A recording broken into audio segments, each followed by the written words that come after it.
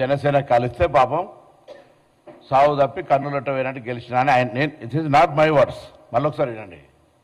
పవన్ కళ్యాణ్ ముఖ్యమంత్రి అవుతాడు ఇక్కడ, ఆంధ్రాలోనే దిక్కులేదు, పవన్ కళ్యాణ్ ఇక్కడే ముఖ్యమంత్రి అవుతాడు.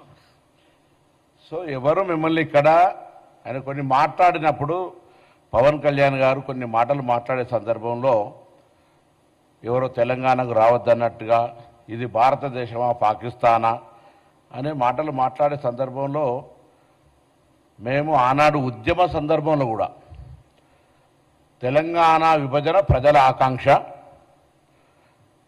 విడిపోయి కలిసి ఉందాం తెలుగు రాష్ట్రాలుగా అనేటువంటిదే నినాదం. ఇవాళ కూడా 12 సంవత్సరాల్లో ఎవరం కూడా ఆంధ్రప్రదేశ్కు సంబంధించిన వాళ్ళు ఇక్కడ ఉండొద్దనో వ్యాపారాలు చేయొద్దనో అమెరికా వాళ్ళు ఇన్వెస్ట్మెంట్సే చేస్తారు ఇక్కడికి. ఆంధ్రప్రదేశ్ పెట్టుబడి ఎందుకు పెట్టేస్తారు? మీరు అంటారు కావచ్చు తెలంగాణ పెట్టుబడులు ఆంధ్రకు రావద్దని. ఇంకొక మాట చెప్తున్నాను, ఎస్ మిస్టర్ పవన్ కళ్యాణ్, ఇది మా అయ్య జాగిరే, మా తెలంగాణ ప్రజల అయ్య జాగిరే, 4 కోట్ల ప్రజల మనుషుల యొక్క అయ్య జాగిరి. నీ అయ్య జాగిరి కాదు, ఫస్ట్ గుర్తుపెట్టుకో. ఇలా ముందుగా బేషరతుగా క్షమాపణ చెప్పాలి చనిపోయినటువంటి కళాకారుడు గద్దార్ గారికి.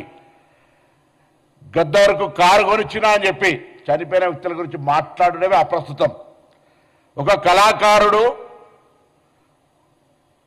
ఒక భావజ్వాల వ్యాప్తికి సంబంధించిన వ్యక్తి చనిపోయి అమరుడై అతన్ని మేము ఈరోజు తెలంగాణ ఉద్యమానికి సంబంధించినటువంటి ప్రజాస్వామికవాదిగా ఆయనను గౌరవించుకునే సందర్భంలో ఆయన కారు కొట్టించిన అని చెప్పి ఈరోజు నేను తెలంగాణలో ఉన్నటువంటి అన్ని దళిత వర్గాలు ఒకసారి ఆలోచన చేయాలి. ఆయన అహంకారం ఇయ్యాల కూడా మేము ఏ అహంకారానికి వ్యతిరేకంగానైతే పోరాడినామో, ఏ దురహంకారం అయితే మా మీద ఆధిపత్యం చెలాయించద్దనుకున్నామో అదే దురహంకారము, అదే ఆధిపత్యంతో ఇలా మాట్లాడుతూ ఉన్నాడు.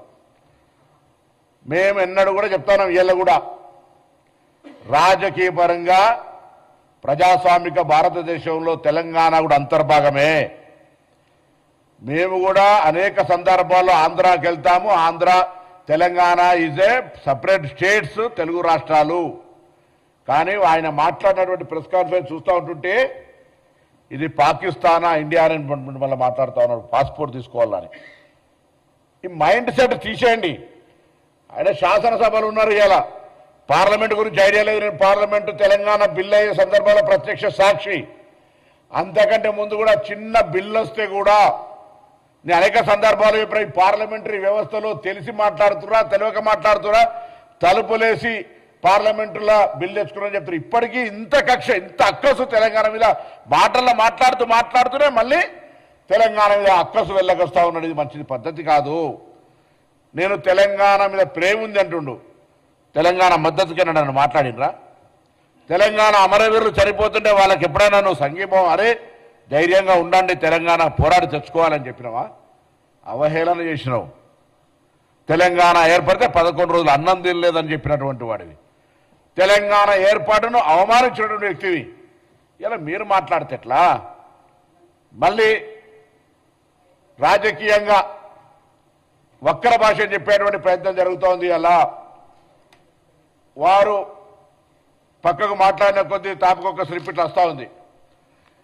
పాపం పవన్ కళ్యాణ్ గారిని పేడ్ ఆర్టిస్టు, రేపు పొద్దున నిజంగా నాగరంలో బాగా డబ్బులుంటే నేను కూడా ఆయన ఒక పాత్రకి ఎంగేజ్ చేసి ఈ విధంగా మాట్లాడగలగడానికి అవకాశం. ఎందుకంటే ఆయనకు వచ్చే చిట్టీలు భారతీయ జనతా పార్టీ నుంచి వస్తున్నాయి, టీఆర్ఎస్ పార్టీ నుంచి వస్తున్నాయి. తెలుగు స్క్రిప్ట్ రాసుకొని మాట్లాడతారు.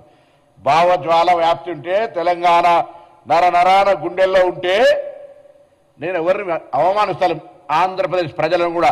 ఈవెన్ చంద్రబాబు నాయుడు గారు, తెలంగాణ ముఖ్యమంత్రి రేవంత్ రెడ్డి గారు వచ్చి కూర్చుంటే కూడా తెలంగాణ విభజన హామీలను సామరస్యంగా పరిష్కరించుకోవాలని మాట్లాడుకునేటువంటి అటువంటి వాతావరణాన్ని కలిగేసే ప్రయత్నం చేస్తూ ఉన్నాం.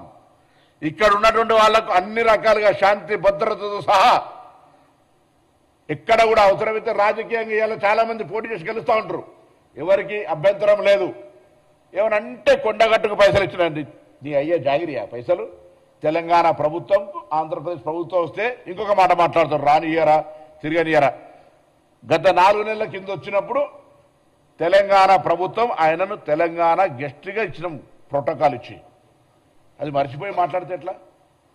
నువ్వు తెలంగాణ ఆవిర్భావ దినోత్సవం రోజు అందరినీ కట్టెబెట్టి గెలికినట్టుగా నవనిర్మాణ తెలంగాణ ఆవిర్భావ దినోత్సవం తెలంగాణ ప్రజలకు శుభాకాంక్షలు చెప్తాను.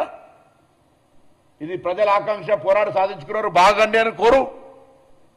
తెలంగాణ నవనిర్మాణం ఏం చేసేది ఉన్నది? నువ్వు వచ్చి పీకేదేంది ఇక్కడ? నువ్వు ఇప్పుడు చెప్పినావు కదా అక్కడనే పీకలేకపోతుంది, ఇక్కడేం పీకుతా అని.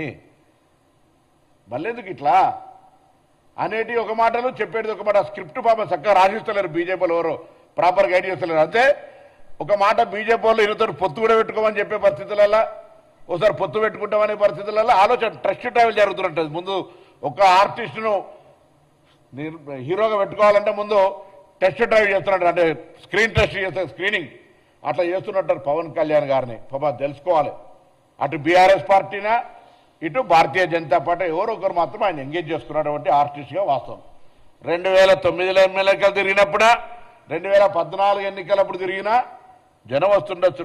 మా ప్రేక్షకులు సినిమా ప్రేక్షకులుగా నటుడిని గౌరవిస్తే ఈలలు కొడితే అదంతా నా బలం అనుకునేటువంటి పరిస్థితి ఉంటుంది. మీరు అన్నట్టుగానే ఆంధ్రాలోనే నువ్వు గెలవలేకపోయినావు, ఇక్కడ వచ్చి ఏంది ఇదంతా? మళ్ళీ చెప్తాను, పవన్ కళ్యాణ్ గారు ఇక్కడ తెలంగాణలో రావడానికి పోవడానికి సంబంధించిన మాకేమటువంటి అభ్యంతరాలు లేవు. కానీ ఆవిర్భావ దినోత్సవం రోజే గెలికి నవనిర్మాణం పెడతా అంటే చూస్తూ ఊరుకోవడానికి కూడా సిద్ధంగా లేరు. మా అయ్య జాగిరే నీ అయ్య జాగిరి కాదు అని స్పష్టంగా ఒక మాటకు చెప్పడానికి, తెలంగాణ ప్రజల ఆకాంక్షకు అనుగుణంగా ఏర్పడ్డదని చెప్పడానికి, ఈ తెలంగాణ ఆంధ్రప్రదేశ్ ప్రజలకు ఎప్పుడు కూడా స్వాగతం చెప్తుంది, ఎప్పుడు కూడా మేము వ్యతిరేకం కాదని చెప్పడానికి, ఇది ప్రజాస్వామ్యంలోనే ఉన్నామని చెప్పడానికి, ఆఖరికి పవన్ కళ్యాణ్ గారు ఎక్కడి దాకా దిగిపోయారు, అంబేద్కర్ గారు అంటే రాజ్యాంగాన్ని రచించినటువంటి వ్యక్తి విగ్రహాలకు సంబంధించి ప్రస్తావన తెచ్చేంత ధైర్యం చేస్తా ఉండే ఇలా అహంకారం. అంటే ఆయన ఏదో మాట్లాడుతున్న తెలంగాణలో తిరుగుతా ఎవడతున్నాడు? నువ్వు సినిమా నటుడివి, తిరుగు. ఇలా ఇటువంటి మాటలు మాట్లాడేటువంటి ప్రయత్నం జరగద్దని చెప్పి కోరుతూ ఇమ్మీడియట్గా రిజైండర్ బై సాయంత్రం గద్దార్ గారి ఆత్మకు క్షమాపణ చెప్తున్నట్టుగా ఇవ్వాల్సిందే. ఆ అంశం మీద అన్ని వర్గాలు తీవ్రంగా ఖండిస్తూ ఉన్నాయి.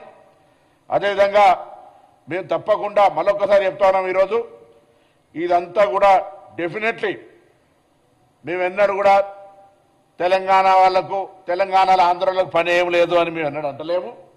ఇది ఫెడరల్ సిస్టమ్, డెమోక్రటిక్గా ఇది హైదరాబాద్ లింగ్విస్టిక్ హెడ్ క్వార్టర్. అన్ని భాషల వాళ్ళు ఉంటారు, అన్ని వ్యాపారాలు ఉంటారు. ఎన్నడూ కూడా నేను హైదరాబాద్ ఇన్ఛార్జ్ మంత్రి చెప్తాను, నీకు ఇక్కడ ఏం ఇబ్బంది లేదు, ప్రొటెక్షన్ అందిస్తాం కానీ ఇక్కడ వచ్చి గెలుకకు అనవసరంగా తెలంగాణ ఆత్మ గౌరవాన్ని ఆ భావాన్ని రెచ్చగొట్టే ప్రయత్నం చేద్దని నేను కోరుతాను. పవన్ కళ్యాణ్ గుజరాత్లో పోటీ చేయండి బాస్. గుజరాత్లో పార్టీ పెట్టుకోమను, గుజరాత్లో కూడా పార్టీ పెట్టుకోమను. మొన్న అమిత్ షా గారిని కలిసి వచ్చింది కదా, అక్కడనే పార్టీ పెట్టుకోమని చెప్పు. ఇప్పుడు కాంగ్రెస్ నాయకులు మేము ఎవరం నువ్వు తిరగొద్దు చేయొద్దు అని అనలేదు. మేము ఏమన్నాము, తెలంగాణ వాళ్ళ నరదిష్టి కళ్ళు మంచివి కావు, అందుకే కోనసీమల చెట్లన్నీ చచ్చిపోతున్నాయి, బహుశా దానివల్ల